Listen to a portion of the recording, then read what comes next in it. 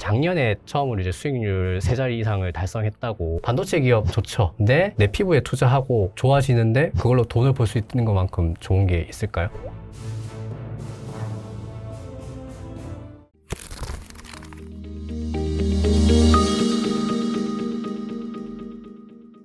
다시 또 시장 이야기로 또 이어가서 보면은 네. 지금 고객의 탁금이 100조를 넘었더라고요. 네. 와, 막 이걸 이제 어떤 분들은 머니무브라고도 표현을 하던데 네, 머니무브가 실제로 이루어지는 것 같아요. 일단 예금에서는 넘어오고 있고 뭐 맞습니다. 부동산에서까지 넘어올지는 모르겠지만 부동산은 저 이렇게 생각해야 된다고 봐요. 이거는 이제 우리가 좀 나라의 미래를 위해서 나도 돈을 벌고 이익을 내는 것도 중요하지만 우리 자녀들의 어떤 지속 가능한 한국을 위해서 우리가 가지고 있는 총 실질적인 자본을 어디다 배치하는 게 우리나라를 가장 발전시킬 수 있을까, 이 고민을 좀 해봐야 된다고 생각해요. 이제부터. 그러니까 사실은 우리나라가 작은 나라인데 뭐 교육열 때문에 매우 뛰어난 인재들을 가지고 있었는데 이게 시스템적으로 잘 풀리는 경우가 많이 없었던 거잖아요. 근데 이 워낙 똑똑하고 교육을 많이 받으신 분들이 대부분이기 때문에 한국 국민들은 이거 서로 협의해서 합의할 수 있을 것 같아요. 우리나라에 갖고 있는 자원을 어디다 배치할 것이냐.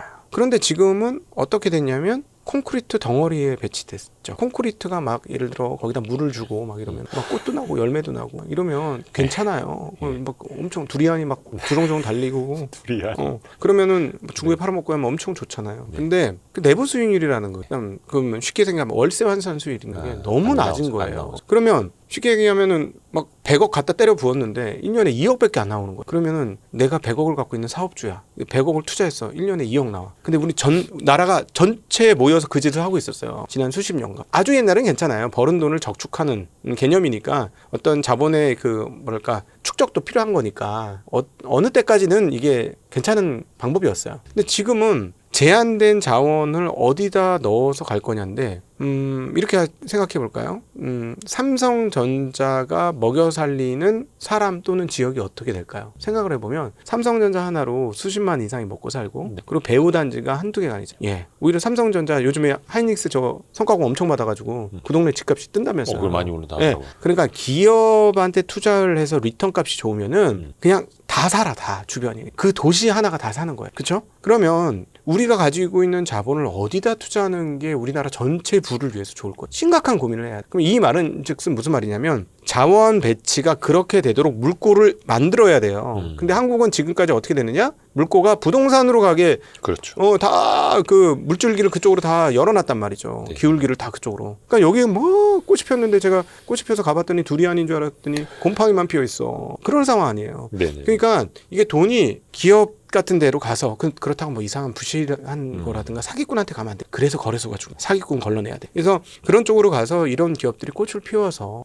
직장인도 많이 청년 취업도 많이 하고 수출도 많이 하고 그러면 나라가 부강해지고 어떻게 다른 나라들이 우리를 무시하겠어요. 이번에 사나이 다카시 사나이 네, 총리처럼 다른 나라한테도 계속 폴더인데서 받을 수 있는 거 잘 되면 예. 시진핑도 탁 웃으면서 허리 굽혀서 인사할 수 있는 거 그렇게 잘 나가면 우리가 코스피로 수익을 제대로 못 냈던 사람들이 코스닥으로 막 오고 있고 네. 코스닥도 이제 막 레버리지를 산다고 하고 왜 코스닥은 팔고 코스닥 레버리지를 산다면서 요즘에 네. 보면은 그러니까 또 돈은 또 엄청나게 들고 오고 있고 그래서 여기서 좀 더 막 과하게 갈 우려 염려가 있지 않을까 또 이런 거죠. 그러니까 거래소에서 선제적으로 썩은 생선들은 치웠어야 돼요. 꾸정물에 맑은 물 넣는다고 꾸정물 안 되나요? 지금 꾸정물이에요. 근데 이건 꼭 인식하셨으면 좋겠어요. 그나마 거래소는 아직도 괜찮은 기업들이 꽤 많아. 예, 그러니까 마이크론 대비 하이닉스가 똑같은 업을 하는데 반 가격밖에 안 되니까 네.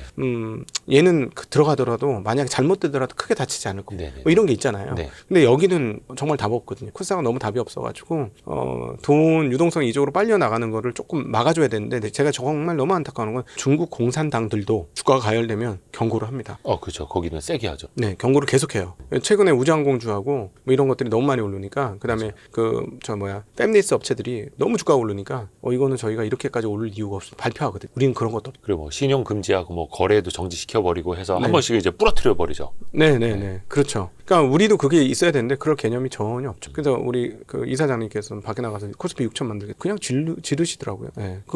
가서 내가 6천 만들겠다 얘기할 게 아니라 우리는 시장이 이렇게 공정해졌고 이렇게 정화되었고 우리 이렇게 깔끔합니다. 투자해서 손해 안 보는 시장이에요. 이런 얘기를 해줘야 될 거예요. 지금 같으면 코스닥은 진짜 대대적인 개편을 하려면 시장 하나 더 만들어가지고 실적 안 나오고 이익 안 나오는 애들은 다 빼서 넘겨놔야 돼요. 그렇죠. 저도 항상 그 얘기합니다. 네. 코스닥 1부 리그, 2부 리그 나눠야 된다. 네. 3부 리그까지 나눠야 돼요. 승강제처럼. 이렇게 기업 많은 시장이 어디 있어요? 이렇게 조그만 나라에 시가총액도 얼마 되지도 않는데. 그럼 구멍가게 다 넣었잖아. 우리 사실은 와이스트리트도 상장할 수 있습니다. 하기사 와이스트리트보다 돈 못 버는 회사들도 상장 많이 돼 있는데. 그러니까 이게 어떤 사장님으로서 어떤 느낌이 드세요? 근데 거기서 예를 들어서 우리 지금 되게 성실하고 건실하시고 모범적이신 우리 이대호 사장님께서 갑자기 상장해가지고 자금이 100억 좀 박혔어. 그럼 어떻게 되실까? 저는 이대호 사장님 믿습니다. 변하지 않을 거라 믿지만 돈이 사람을 흔드는 경우가 가끔 있어. 그렇죠. 갑자기 환경이 사람을 바꿔요. 차를 바꾸는 거야. 내가 여지껏 너무 좀 없이 살아가지고 이제 나도 조금 고급 차도 타고 싶고 뒷자리에서 앉고 싶고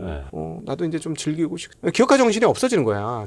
예를 들어서 적정하게 돈이 들어가면 기업가 정신을 더 키워주지만 그렇죠. 자기가 감당할 수 있는 돈보다 더 많은 돈이 들어가면 그냥 무너져 버리는 경우가 많아요. 코스닥은 아예 그걸 노리고 들어가는 사람들도 너무 많아. 근데 왜 많죠. 그걸 왜 못 막냐고. 아니 그래서 IB 하는 애들이 한 얘기가 뭐냐면 넌 앞으로 두 종류의 사람 만나. 하나는 사기꾼이고 하나는 찐 사기꾼이야. 뭐 이런 얘기를 들으면서 우리가 그 회사 생활을 하고 막 그랬잖아요. 하기사 이제 오죽했으면. 상장이라는 거를 우리나라에서는 엑시트라고 표현을 하잖아요. 그러니까요. 진짜 잘못된 건데. 그러니까 네. 성장을 위한 상장이 돼야 되는데 네. 자본 엑시트를 위한 상장을 시켜버리니 상장이 이제 시작이 아니라 끝이라고들 보는 그러니까 거죠. 말도 안 되는 일이에요. 바꿔 나가야 되겠고. 그리고 제가 그래서 기업 공개라는 말을 쓰지 말고 단어를 바꾸자. 기업 공유라는 말로 바꾸자. 왜냐면 어차피 IPO의 P가 퍼블릭이잖아요. 그렇죠, 퍼블릭. 그렇죠.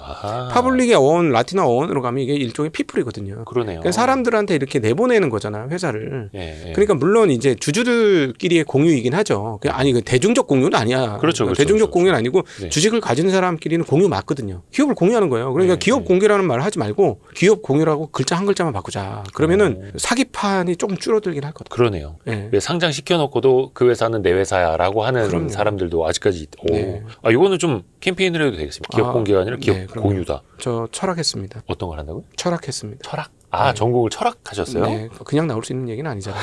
네. 철학적입니다. 농담입니다. 깊은 네. 사유에서 네. 뿜어져 나오는. 항상 또 대표님의 지론 중에 하나가 사람 많은 곳 조심하라. 네. 시장에서도 돈 몰리는 곳. 네. 근데 지금 이제 얼마입니까? 코스피가 막 5천 거의 200.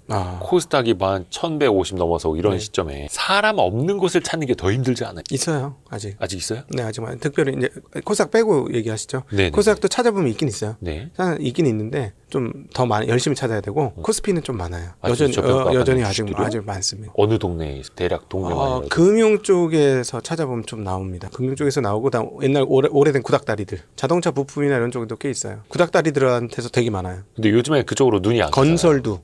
건설. 건설도 있어요. 건설이라는 섹터가 있었군요. 다 잊혀져가지고. 화학은 이제 이익이 너무 안 나와서 안 되고. 예. 네네네.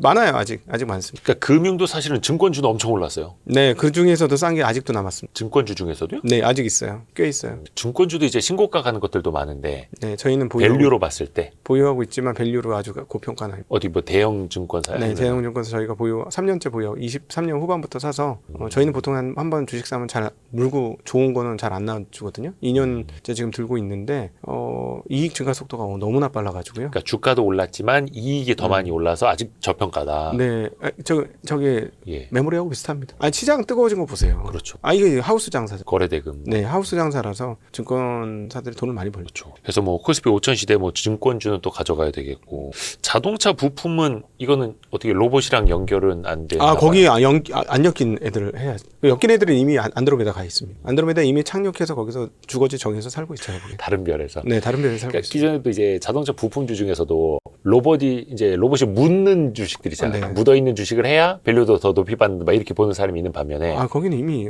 저기 이제 너무 외계인이에요. 비싸졌으니까. 외계인. 네. 건설주도 괜찮게 보세요. 이제 주택 뭐 공급방 안 나와가지고. 그거 때문이 아니고 일단 이익 대비 10배 훨씬 안 해요. 아직도 퍼 5 미만도 있어요. 공사들 중에서도 꽤 많아요. 공사요? 그러니까는 약간 공공성을 가진 회사들이 아. 있어요. 네, 그 회사들 중에서 찾아보면 많아요. 근데 여기에서도 뭔가 개선될 포인트를 찾아야 되잖아. 네. 개선될 여지들이 좀 나타나야잖아. 만년 저평가로 가면 또 이제 피곤하고. 그거는 이제 26년부터 본격화될 정책 효과가 여기에 묻어날 거냐가 핵심이거든요. 지금 말씀드렸던 엄청 싼 주식이 있어요. 근데 그 네. 회사들이 그동안에는 그냥 싼 상태로 있었는데 정책에 부응한다고 배당을 준다면 어떻게 생각하십니까? 또 달라지죠. 달라지죠. 예. 그래서 사람들이 이거는 별로 관심이 없는 거야. 그러니까 로봇으로 로봇으로 누가 생각을 하겠습니까? 로봇으로 지금 로켓 타고 지금 안드로메다 갈 생각만 하는 거지. 따박따박 이렇게 한 칸, 벽돌 한 칸씩 올리면서 갈 생각은 지금 안 하고 있는 거죠. 그냥 너무 안타까워요. 근데 누가 이기냐? 벽돌 한 칸씩 다져가면서 올린 사람이 3년, 5년, 10년 지나면 반드시 이깁니다. 사실 근데 그게 되게 힘들어요. 저쪽에서 막 반짝반짝하고 있을 때 그 불빛을 보고 따라가지 않는 게 진짜 힘들죠. 그건 시기열을 짧게 가져서 시기열을 3개월, 6개월 안에 승부를 보겠다. 이렇게 하니까 그렇게 되는 건데 저희는 기본적으로 3년 봅니다. 3년을 보면 그 기업이 달라 보여요. 그러니까 와 3년 후면 이렇게도 변할 수 있네. 이렇게 보이거든요. 그래 그러면은 1년, 2년은 참지 뭐. 3년째 다 얻을 수 있는데. 근데 왜 지금 사느냐? 시장이 빨리 알고 빨리 갈 수 있죠. 이번에 자동차 그랬어요. 사고 있는데 올랐어요. 그래서 최근에는 못 샀어요. 언제 터지느냐는 시장이 해주는 거라서 그건 운입니다. 그러나 2, 3년의 시기열로 보면 반드시 터질 게 있어. 그냥 확실한 것만 하면 되거든요. 반드시 터질 것들. 그럼에도 불구하고 가끔씩 실패를 하고 아니면 시장이 나쁘면 너무 오랫동안 안 터지고 이럴 수는 있지만 그러나 결국 이런 그 어떤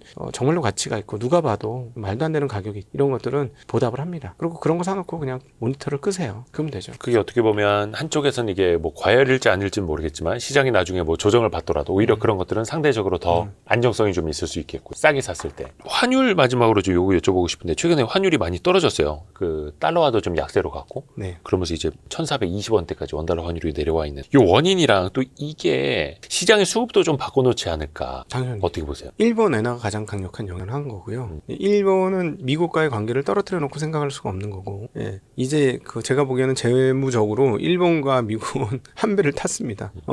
왜 이렇게 말씀드리냐면 중국의 미국 그 국채 보유 비중이 하염없이 떨어지고 있습니다. 그리고 미국이 러시아를 세이프트망에서 배제한 다음부터 네. 훨씬 더 빠른 속도로 미국 국채를 팔고 있고, 그리고 훨씬 더 빠른 속도로 금을 사고 있어요. 중국 인민은행과 중국의 어떤 경제적 독립을 향한 움직임들이 지금 어마어마하게 크게 돌아가고 있고요. 그런 상황에서 그 미국 국채를 사줄 새로운 세력은 가장 강력한 건 일본밖에 없어요. 그래서 일본이 지금 압도적으로 미국 국채를 많이 가진 주체가 되었고요. 그런데 지금 일본이 휘청거리잖아요. 일본이 지금 중의원 그 재선거를 실시하지 않습니까? 예. 근데 그 인기를 가지고 이제 다시 집권을 하려고 그것 때문에 우리나라 대통령한테 폴더 인사를 한 거예요. 같이 드럼치고. 네, 우리 총리 잘한다 이런 얘기 들어서 지지율을 끌어올리려고 한 거고. 근데 어찌 되었건 그런데 이제 그 과정에서 다카이치 사나이가 엄청난 양의 돈을 풀 것 같으니 투기 세력들이 진격 앞으로 하면서 엔화 약세 총 베팅을 한 거죠. 그다음에 일본 국채 약세 총 베팅을 한 거고. 일본 국채 10년물 금리가 이제 중국 금리보다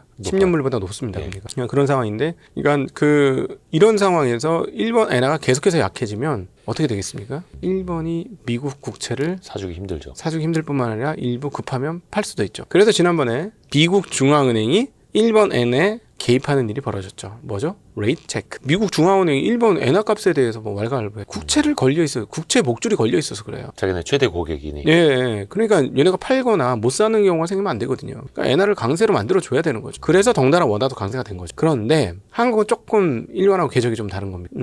저는 이렇게 생각하는데, 기업에서 딜링하는 친구들이 네. 이번 환율 하락을 보면서 어떻게 생각하고 있어요? 원화가 계속 약세가 된다 그러면 항상 어떤 그 사람들은 수익률을 쫓아가기 때문에 우리 달러 갖고 있으면 이익이겠네. 그러면 아직 조금 들고 있어봐 이렇게 되니까 뭐 1,400원부터 들고 있어. 이야 1,500 근처까지 오는데 들고 있어봐 뭐 이렇게 되겠죠. 네. 근데 갑자기 이게 떨어진다. 그럼 어떻게 돼? 결제자금 빨리 결제해야 되죠. 그럼 이게 지금 달러로 들고 있는 대기 물량이 엄청 많은데 이게 되게 심리적인 부분이 있는 거거든요. 이게 원화 강세로 간다고 사람들이 생각하는 순간 이거 다 뒤집어서 올 수 있어요. 네. 예. 그런데 기조적으로 달러 약세잖아. 트럼프가 그랬잖아. 문제 없다. 이거는 굉장히 큰 사건이에요. 달러 약세를 더 열어둔다는 거죠. 예, 그러고 나서 금가 폭주하고 있지 않습니까? 그러니까 달러 도망갈 자산이 뭔지를 생각하셔야 돼요. 금은이 먼저 터진 거고, 구리도 터진 거고, 원자재 다 터지는 거고, 시타델이 이제 안 하던 산업재 금속 하겠다고까지 뛰어들고 있고 그런 상황이고, 그중에 원화는요. 그럼 한국 주식시장은요. 생각해 보셔야 돼요. 그러니까 기존에는 한국 사람 입장에서는 달러 자산을 갖고 있는 게 안전하다. 달러 자산으로 분산을 해야 된다라는 인식이 있었는데 이제 달러를 갖고 있는 사람들 입장에서 보면 미국의 신뢰가 떨어지고 달러가 위험하다. 달러를 대체할 걸 찾자. 이렇게 또 가고 있는 거. 그것은 어디서 알 수 있냐면 단기물 미국 단기물 국채 금리는 예. 금리가 그래도 안정적이에요. 지금. 예. 근데 지금 이번엔 안 내렸습니다만 지난번에 금리를 내려서 지금 미국 금리가 몇 프로더라? 3.75인가? 3.75에서 3.5. 예. 네, 3.5에서 3.75까지 네. 내려왔잖아요. 네. 근데 그거 금리 내리기 전에 미국 국채 금리가 4.2대였어요. 0.25% 콜 금리 내렸거든요. 기준금리. 네, 네. 지금도 4.2대예요. 장기 금리 안 빠집니다. 30년 금리 다시 5% 근처까지 올라요. 이 말인즉슨 미국 돈 못 믿겠으니 미국 돈으로 국채 갖고 있으려면 이자를 더 줘. 그 미국에 대한 신뢰가 그럼요. 흔들린다는 거예요. 그러니까 이제 상대적으로 원래 이제 금도 달러 대비 금이고 은도 달러 대비 은이니까 네. 그렇게 빗대서 보면은 와 이거 뭐 달러 같이 떨어지는 거랑 네. 다른 귀금속 같이 올라가는 게 확실히 이제 차이가 나는 네, 거죠. 그러니까 이제 원하는 그동안에 제일 약세 통화였잖아. 반대급부를 맞을 수. 네, 근데 뭐 한국의 펀더멘털이 나쁘냐? 기업들이 어디 가서 빚을 지고 있느냐? 외화 부채가 많으냐? 그러지 전혀 않고. 아니죠. 예. 네, 그래서 제가 사실은 이미 2주, 3주 전부터 저희 채널에서는 자, 증시각도기 채널입니다. 여기 오시면은 이런 얘기도 들으실 수 있어요. 이미 경고를 했거든. 예. 위험하다 이거. 너무 한쪽으로 심리가 쏠려 있는데 제가 보니 심리가 한쪽으로 쏠려서 계속 그런 일이 일어나는 경우 별로 없더라. 그러니 워낙 약세에 배팅하신 분들은 좀 조심하는 게 좋겠다라는 말씀을 계속해서 드려왔었습니다. 근데 그 만약에 앞서 말씀드렸습니다만 기업들이 보유한 달러를 환전하기 시작하면 규모가 꽤 될 거거든요. 예, 요것도 하방에 대한 압박을 상당히 줄 수도 있다는 생각하셔야 돼요. 그리고 주식시장이 계속 이렇게 고공행진하면 배 아파서 못 견뎌요. 돌아옵니다. 일부 돌아오게 돼 있어요. 그동안에 왜 미국 갔겠어요? 한국보다 미국이 지난 4, 5년간 누적으로 해보니까 너무 좋았거든. 근데 지금 이제 막 1년밖에 안 됐으니까 아무 소리 안 하고 있지만 한 3년간 누적돼갖고 한국 시장 좋아 보세요. 그건 어쩔 수 없어요. 사람 심리라. 그렇게 해서 서학개미들도 일부는 최근에 돌아오고 있다라고 하고 야 오늘도 많이 배웠습니다 진짜. 너무 많이 뽑으셨다 내용을. 보내드릴게요. 네. 매트릭스 투자자문으로 보내드리겠습니다. 우리 곽상준 대표님, 고맙습니다. 네, 감사합니다. 감사합니다. 네. 고생하셨습니다. 네. 고생하셨습니다.